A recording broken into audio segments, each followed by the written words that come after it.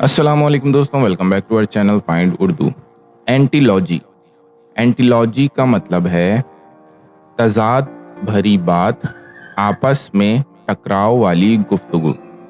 एंटीलॉजी का मतलब होता है ऐसी बात या स्टेटमेंट्स जो एक दूसरे के अपोजिट हों या जिसमें कॉन्ट्राडिक्शन पाया जाए, यानी एक ही डिस्कशन में दो उलट बातें होना।